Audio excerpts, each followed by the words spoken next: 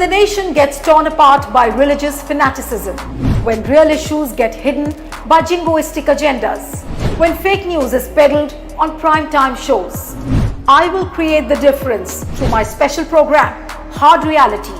Stay tuned to Q5 Network.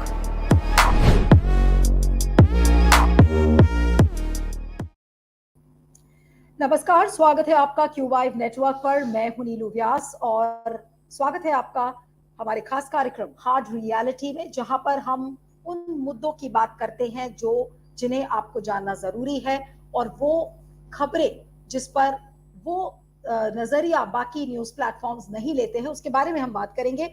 और कल से आप देख रहे हैं कि किस तरीके से ब्रिटेन की राजनीति में एक तरीके से भूचाल आ गया है जब से उनकी प्रधानमंत्री लिज ट्रस ने इस्तीफा दिया है। लिज ट्रस ने इस्तीफा दिया क्योंकि बहुत सारे ऐसे इकोनॉमिक डिसीजंस, जो आर्थिक निर्णय उन्होंने लिए थे, जिसकी वजह से काफी नुकसान झेलना पड़ा। पाउंड जो उनकी करेंसी है वो बिल्कुल क्रैश कर गया, और अब लिज ट्रस के बहुत सारे साथी जो थे वो भी ऐसा लग रहा है कि उन्हें छोड़कर चले गए हैं, और दुनिया भर में कुछ लोग उनकी आलोचना कर रहे हैं, कुछ उनकी संवेदना कर रहे हैं। लेकिन सबसे बड़ा सवाल है कि जो भारतीय मूल के ऋषि सुनैक हैं, जो कि पहले फाइनेंस मिनिस्टर थे, उनके प्रधानमंत्री, वो पहले प्रधानमंत्री की रेस में भी थे, तो क्या अब वो अगले प्रधानमंत्री बनेंगे? इस समय हमारे साथ इस मुद्दे पर बातचीत करने के लिए एम्बेसडर मीरा शंकर हैं।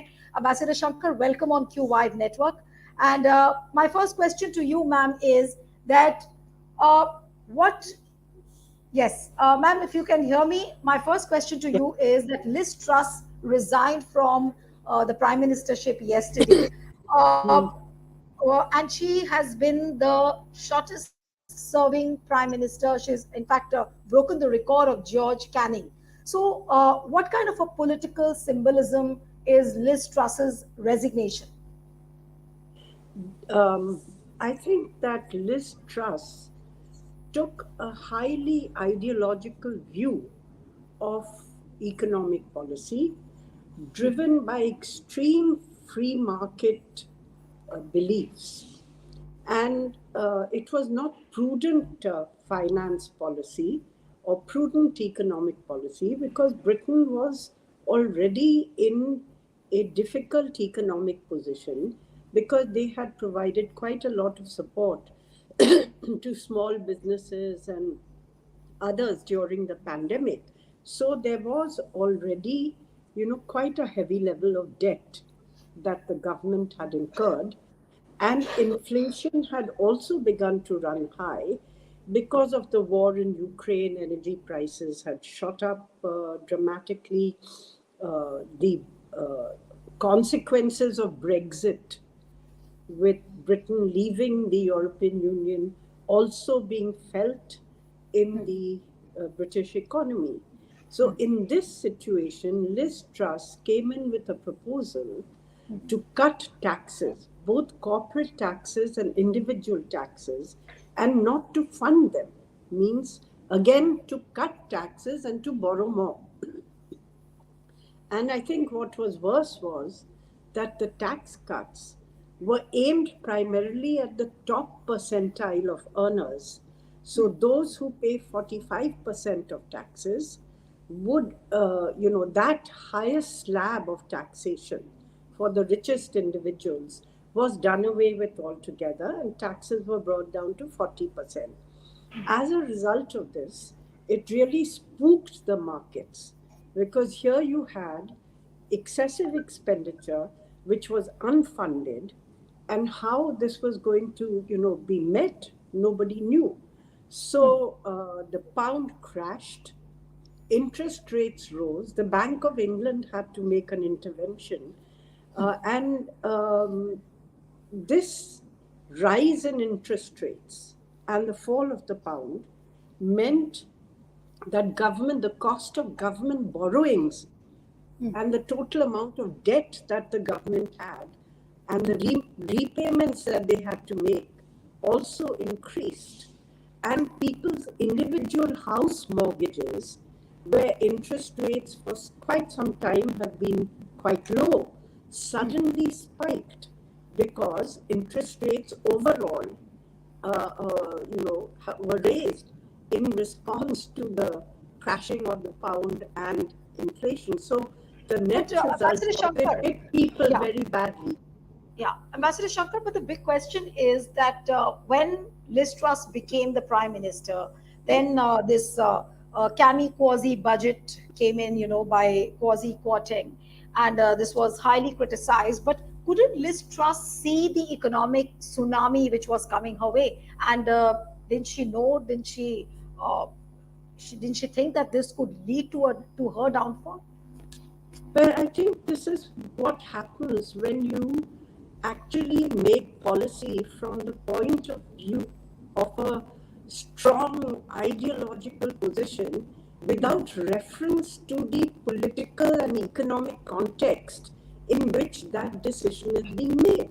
I mean, they were such true believers, if you will, in trickle down economics.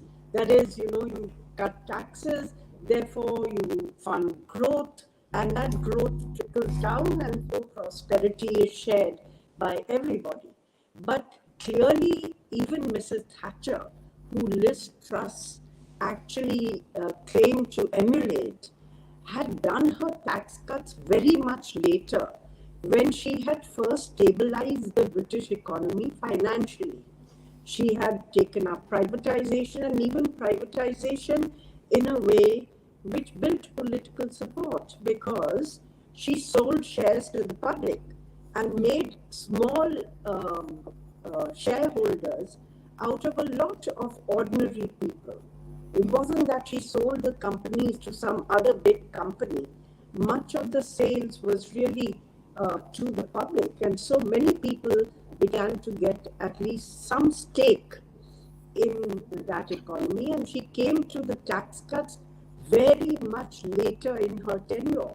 Here you have a crisis situation, and in that crisis situation, you take ideologically motivated decisions which absolutely cause the crisis to aggravate so sharply and impact adversely on all the economic indicators and on people's lives.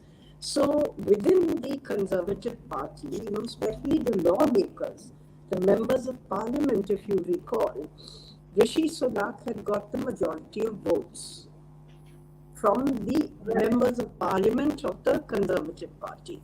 It is the broader Conservative Party membership of 107,000 which voted in the final runoff, voted for Liz Truss. And these are recent changes which the Conservatives have made to the election process. Had it been the old election process, Rishi Sunak would have been Prime Minister. But having said that, let me say the Conservative Party itself is very divided right now. They have had, or this will be the fifth Prime Minister that they will be electing in 6 years. Absolutely. So, yeah. And Rishi Sunak is opposed by the supporters of Liz Truss, who are more or less coterminous with the supporters of Boris Johnson, because he believed to have triggered, in a sense, the rebellion against Johnson by giving his resignation after the Partygate and other scandals. So that faction is strongly opposed to Rishi. We have to see where the contest goes now. They tried to narrow But down. Ambassador Shankar, I've been just reading that there's so much of criticism from the IMF. Joe Biden also has been criticizing. There's downgrading of the UK credit outlook, and with so much of economic and political instability, now what's the way out? Is there going to be a meeting in Brussels where all the countries are going to get together? How is uh, a graceful exit going to happen, out of the turmoil which you see currently in Well, UK? whoever becomes the prime minister and whoever is elected the leader of the Conservative Party will inherit a crown of thorns, if you will, because it's going to be a very difficult economic situation, and it is going to be there for some time, because you have the combined impact of ill-advised economic policy decisions, the Ukraine war, and the exit from the European Union. Now, it's a perfect storm, if you will, for the UK economy. Of course, the Chancellor, whom Liz Truss appointed after the resignation of Kwasi Kwarteng, Jeremy Hunt, reversed all the tax cuts and the policies which had been announced in the mini budget by Liz Truss, in a sense also forcing Liz Truss to go, because she said she would have no way to actually implement the mandate for which she was elected, and that she had lost the faith of her party members. So she stepped down. But she had the humiliation of seeing all her major platforms during the campaign and the one initiative that she took through the mini budget to implement this without even proper consultation with the financial bureaucracy in the UK government, that she was left with no option but to go. Ambassador Shankar, but history, of course, will remember Liz Truss for having been the shortest serving prime minister. But apart from that, will people remember her as a fighter or a quitter? Because she herself, in one of the statements, has said that I'm a fighter and I don't quit easily. So, how is history really going to be generous to Liz Truss and remember her as a fighter? Well, it's too short for history to be generous to her. And her poll ratings actually are minus 70. When they are looking at opinion polls, it's minus 70. And I don't know whether you've seen the kind of witticism going around that she's been the most effective British Prime Minister, because within a week she buried the Queen, the Pound, and the Tory party. So the Conservatives, as they look now, are all set to lose the next election unless they can pull a rabbit out of their hat within the next 2 years. So I don't think that history will remember her very kindly, because it's also too short a time to really assess what she could have done, may have done. But amongst the front runners for the post of the Prime Minister, there's a lot of interest in India whether Rishi Sunak could now become the next Prime Minister of Britain. What do you really think? Does he really have the potential to garner votes, to win the trust of the people and come back to the hot seat of the Prime Minister? Well, I think the factors going for him are that he's seen as economically competent and knowledgeable. And indeed, he had warned during his campaign, Yes, if Liz Truss's tax cuts were implemented, then it would absolutely crash the British economy. And he had said that you need to, deal with the borrowings, get the economy to stabilize, and then only you can think of, measures like cutting taxes or what do you do to stimulate economic growth. So in a sense, he's been proved right. But at the same time, so the strong factor going for him is that he's seen as competent, and it's a very difficult situation. So they need somebody who knows his economic onions. I think the other factor, there are two factors which go against him. One is that, Britain still has a degree of racism, even though the Conservative Party has come very far, where they have so many leaders from different ethnic origins in the cabinet. But whether they would be prepared to have a prime minister of a different ethnic origin, still a question mark. I think Boris Johnson's faction within the Conservative Party is very opposed to Rishi Sunak, and they are the ones who, in a sense, had also backed Liz Truss's campaign and helped to defeat Rishi in the first time round. But there are a lot of question marks, Ambassador Shankar. One thing if I may say, because the party has tried to limit the number of contenders by saying that anybody who puts his name on the ballot or seeks a nomination has to have the support of 100 MPs. So they've made the criteria for nomination for the contest tougher, so that people like Suella Braverman, who's been saying that she will also contest, or there's another lady who also has been thinking of, who's also far right, who has been thinking of contesting. They will probably drop by the wayside because they won't have enough support. And the contenders now really boil down to Rishi Sunak. He's the number one in terms of the bookies' favorites. Boris Johnson, who is leading in an opinion poll of Conservative Party But do you think Boris Johnson is very serious about contesting the elections? Because he's, whatever I have read so far, he's more interested in making speeches, and people say that he isn't very serious about contesting. He's cut short his holiday and he's rushing back to the UK. And there are indications that he will contest if he thinks his soundings show that there is enough support for him. Then you have Penny Mordaunt, who was the number 3 in terms of the earlier contest, and who's seen as quite popular with a broad appeal. Then you have Ben Johnson, I think the defense minister, who's a soldier, and is seen to have done a good job on Ukraine, but he has earlier also not contested, and even now he says he wants to continue as defense minister and not enter the contest. Then you have people like Jeremy Hunt, who was the chancellor, who's taken all these tough decisions to roll back what was done, and the pound has recovered to some extent. Already things are looking a little more stable, less crisis-ridden than they were. And but he doesn't have the support of a very large number of members of parliament.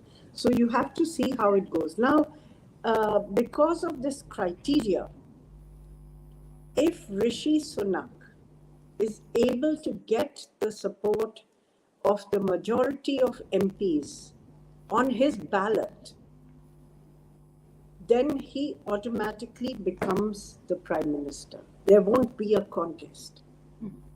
Okay. But if others are also able to mobilize 100 MPs in their favor, then there will be a contest, and it will be again the Conservative Party members who will vote online for their candidate. So it opens it to many other factors at play, because these are ordinary people with all their beliefs, prejudices, interests, etc. So, but Ambassador Shankar, I know the question which I'm going to ask now is slightly hypothetical, because we do not know whether Rishi Sunak is really going to win the elections. But supposing if he becomes the Prime Minister of UK, how does it really impact India in terms of relations, in terms of various other factors, be it strategic, be it diplomatic? How do you really see the things unfolding between India and UK then? Well, let me say that it's a very hypothetical question, because we really don't know whether Rishi Sunak is going to be PM. But I would imagine that, his primary loyalty will be to the UK. And he will serve in the interests of the UK. However, given his links with India, his understanding of India will be perhaps more deep than many of the other leaders who have been there. And he will probably continue on the trajectory that we have seen, where the UK has been seeking closer ties with India post-Brexit, including in terms of the India-UK FTA, which is being negotiated. Whether he will be able to be a little more lenient on movement of Indian nationals to the UK, students, visas, etc., remains to be seen. With Suella Braverman, we saw that she was trying to prove that she's more loyal than the king by attacking India as a source of illegal migration in the UK and opposing the India-UK FTA if it included clauses on more liberal visa regimes or more liberal movement of people to the UK. So we have to wait and see how Rishi handles it. Obviously, he'll be under a looking glass. Absolutely. So how much time? We'll be waiting to see, Right. is he taking decisions which are kind of too favorable to India? And he would be conscious of not playing to that stereotype. So sometimes in that process, there is a danger of being too tough also to establish your credentials. So we have to wait and see, what kind of position would emerge in the event that he But wins the leadership. yeah, but how much time do we really see unfolding, between when the new prime minister takes over? How much time will that really take? Is it going to be a few weeks or maybe a month or maybe 2 months? They're saying 28th October they hope to complete the process. Okay. They want to fast track it. So if somebody gets a clear majority and others are unable to get 100 MPs to back them, he will automatically be elected prime minister and there will be no contest. So 20th November, you said 20th October? That's 20th November, you said? No, 28th October. 28th October. Okay. I heard 20th. No, 28th, within a week. 28th. Yeah. Okay. The entire process. Yes. Okay, so 28th October is not far behind, so we'll soon see who becomes the next Prime Minister of UK. Always a pleasure having you, Ambassador Shankar, on the program. Thank you so much for joining the QVibe network. Thank you. Thank you, Neelu. When the nation gets torn apart by religious fanaticism, when real issues get hidden by jingoistic agendas, when fake news is peddled on primetime shows, I will create the difference through my special program,